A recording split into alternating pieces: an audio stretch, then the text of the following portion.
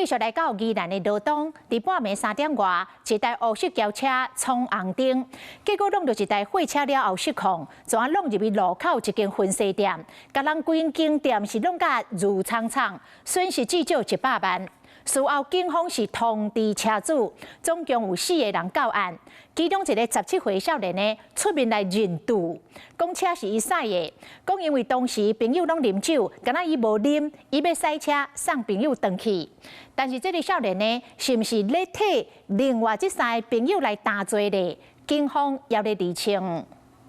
一台白色货车经过路口，将另外一台乌色轿车弄红灯，直接甲货车弄甲变过，所以规台车直接弄至我家的新娘衫店内底，轿车才停落来。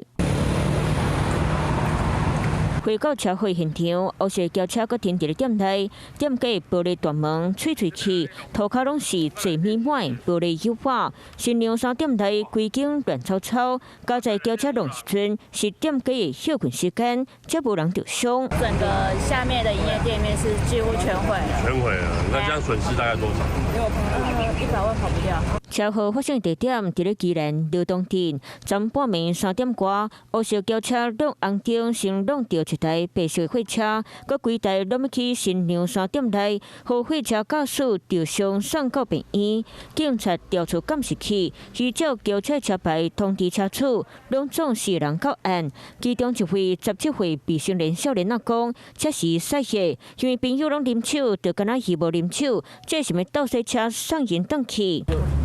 我没有很会开车，就想说赶着回家。因为也是看到我们说我有啉酒，所以伊甲去晒，只是无注意到货车呢。该闯灯这小客车于肇事后，驾驶人逃逸离开现场。车已肇事后，是否涉及其他不法，警方正积极调阅监视器厘清中。道上这位17岁男子讲车就是驶的，敢有伫咧替另外3位朋友担责任？警察阁继续调查厘清。不过，路上货车驾驶逃走，警察会先起道路交通管理处罚条例，该罚3900到9千，较近2人身份，卖吊销驾照。Hello， 我是郑雅芳。想要抢先掌握最及时的新闻资讯吗？赶快订阅、按赞、开启小铃铛，锁定华视新闻 YouTube 频道。